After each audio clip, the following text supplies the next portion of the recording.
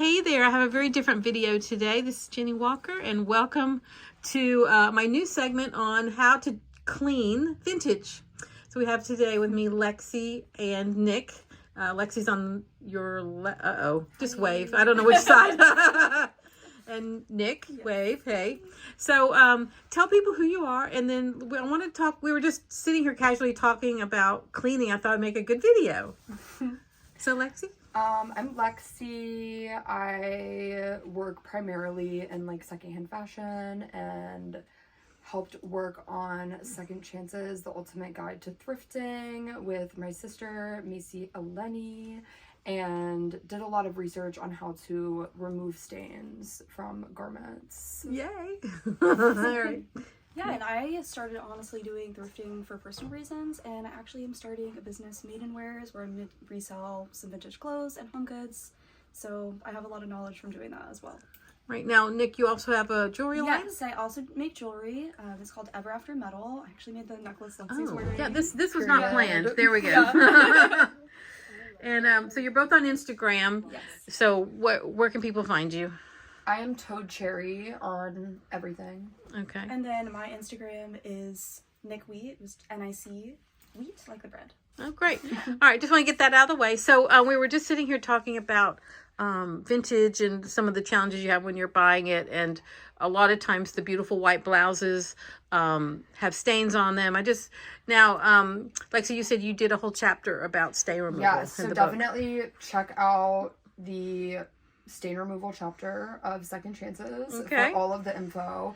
But it's good to figure out like the kind of stain that it is, because that will determine like what can help take it out. Okay. So there's like a few different kinds of stains. There's like tannin stains, natural stains, oil stains, period stains.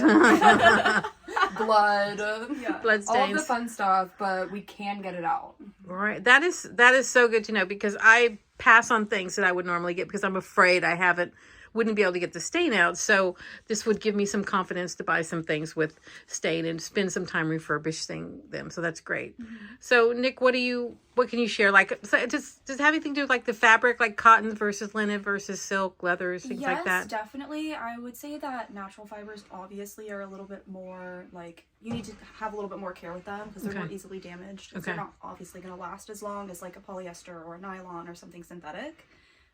But there are a lot of really good like natural ways to get stains out of clothing. Like distilled white vinegar is always a good one. It is good kind of across the board for most things. If you mix that with baking soda too, like that's also really good. And then when it comes to red wine stains, because I'm a big red wine drinker, and I know you are too. If you spill that on a white thing, like don't worry, you can actually use white wine to get the red wine stain out. I actually had a very big red wine stain on this skirt. That was actually my fault. There's no stain there. And it's gone now. No, it was like all down the front. Oh my gosh. So let's say I have a silk blouse, because I would always run to the dry cleaner. That was my go-to, right? So I have a silk blouse. It has a red wine stain on it. So what would I do? I would try first spot cleaning it with like put a little bit of white wine or even distilled white vinegar into a bowl and just kind of dip it in and let it sit for a second.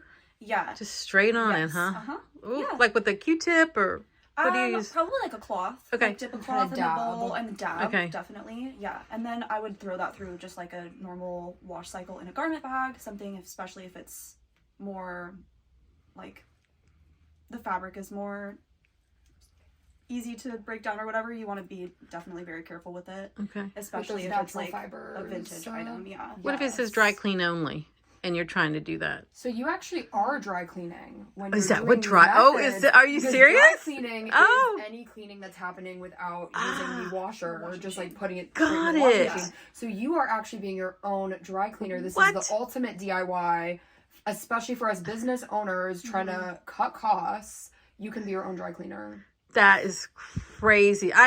Thank you for putting it that way. I learned that from the book. I was like doing the research. I was like, oh, dry cleaning is literally, it's not, they just aren't just like a magical place. Like it is. It's chemicals. Literally just cleaning without doing like the washer. Yeah. So it's any of the things that you're doing without that. All right. So are there a list of supplies I should have on handy if I'm going to dip my toe into buying things that need to be stain removed? Like what would I have on hand? Well, definitely the distilled white vinegar. Yes. Okay. Yes. Always. I mean, there's like a whole slew. You gotta check out the book. I know you have a book. I do have. I've got So sadly not in front of me, or I would show it as my kid. Honestly, like another thing for like the more hardy fibers and like even cotton too, like Okay. OxyClean, Yes. like is incredible.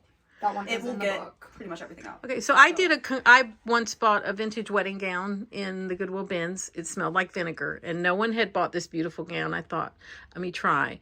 And I had seen a lot of videos about how to clean, so I'm going to try it. And I had a concoction of Dawn soap, liquid detergent, Yes. and then Grandmother's something. That was one of the ones I was going to say. It's What's like it called? Grandma's Secret. Grandmother's Secret. Yes, that one's great for stains. I did that. That is a good one. And honestly, I've used it on like many different fabrics, different colors, and it has not done anything bad.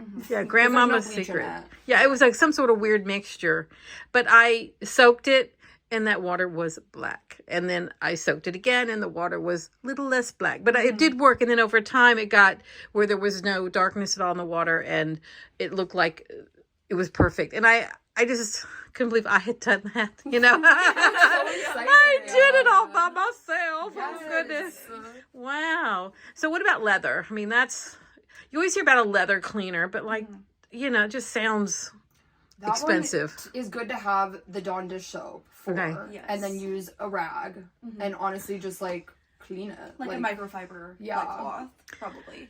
And then also there is leather conditioner, which if you have leather items, I would always, always, always suggest that you have that on hand, because if you don't condition your leather, it's going to end up cracking. Especially if you live on the West Coast. Yes. Like, I feel like I learned that because living in Ohio, there was so much more moisture that, like, my leather items were so fine. And then I moved here, and my fry boots were all, like, cracking. And, like, I was like, oh, I have to add that into my care routine. Oh, my gosh. Yeah. Well, I have a leather tip from here behind the camera. I once bought something at the Goodwill, and it was a suede jacket or coat or something. And it smelled like mildew or whatever. Oh, no. And I thought, well, it's so cute. I'm just going to, I can't lose anything if I try to do something myself. So I used my steamer. And I steamed the whole thing. And when it was done steaming, still smelled terrible. But the next day, when it dried, no odor. Oh, wow. So I just want to recommend that myself if you have old suede. I didn't try it on, like, it wasn't regular leather. It was the suede. And I used my hot steamer, so the heat's going to kill anything. So it got it a little wet, and then it killed whatever was in there. And then when it dried, it was gone. Because basically, these smells are some sort of bacteria, right? That's mostly what it is. Yeah. And it just attaches itself to the fibers. I wonder if that will work on, because I have a suede skirt that I got back in Ohio, and it literally, it's kind of sad too, because it's like a kid size. It reeks of cigarettes. Yeah. Like, it's like smoke city on that skirt. So we should try it on it, because I'm really curious. I haven't been able to get the smell. Do you have a professional steamer at home like mine? I don't. I'm going to show people this steamer. This is nice. Hold on. This is, do I dare people show this? Okay, we're going to do it. This is Jiffy. I have this professional steamer. Professional steamer here in the kitchen. So we're going to show you. So what other tips for cleaning? So we've talked about what to have on hand. Like, are there any like brushes or any kind of things you want to have handy? Well, for fur, I recommend getting like a animal brush, like a kind of thing. Yeah, like that you would use on like your dog or cat. And you can use that on the fur, and that will get out like little pieces of dirt and things that are like trapped in the fur. And then also one tip that I tried, and it was successful, at least for me, was using like, it's like this foaming like dog wash, and you can use it on fur. Smart. And it's a dry wash. God, that makes perfect sense, so you right? don't have to like get it wet, so you just like put it on, you use the brush, and then when it dries, it's like much more plush and Now, what about when you have a fur that's shedding? So what, I guess it's drying out. So what do you do? Yeah, that is scary. Yeah, I guess I would check like where it's attached to the thing, and some like a lot of times the fur is attached and there's like leather on the back. So sometimes maybe that will just need like a leather conditioner, like where it's attached. That's true. But then sometimes it might just need like mended, like to make sure that fur is like really good on there. You know what? I know when over the years I have bought what do you call it? Like shoes that have, or purses that have this animal, some sort of animal, whether pony, they call it pony hair, it's not necessarily a pony, but like cow hair or whatever, and it dries out and just flakes off, right? So I feel like in something like that, you have no chance to have prevented that because it's drying in a place you can't get to. But like with fur coats, you do have a chance to get in, and you can get up under the lining and things like that. So I know people condition their furs. I'm not sure what that process is, but you know, mostly if I'm going to buy a used fur and I want to get it in selling condition, I'm going to want to do something to it, not necessarily the expense of official conditioning, right? It's going to be, what, $150 or more? So what do you suggest to try to condition something to try to get it in good shape to sell?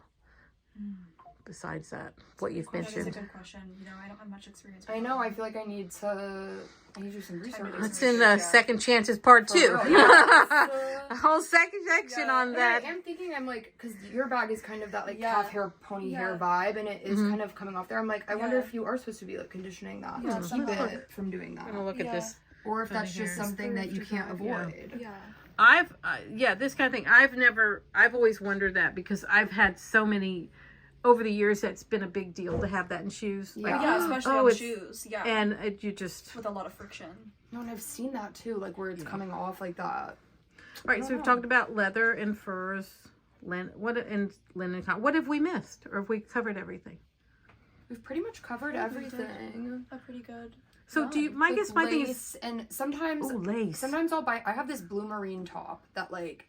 literally feels like it could just fall apart in your hands. Like the material is so thin and it's 100% silk, and then it also has like lace paneling detailing, and I'm always so scared anytime I wear that shirt because I'm like, I don't even want to give that to a dry cleaner. I don't even want to dry clean that myself. Like I am afraid of it. That's fair. So those materials can be scary, and I do recommend just being, especially with like antique clothing. And that's kind of like this is like inspired by like a true Edwardian top. And with those, I honestly just try to be very careful when I'm wearing them. Very delicate. Very delicate. Treat them as such. Wash them minimally.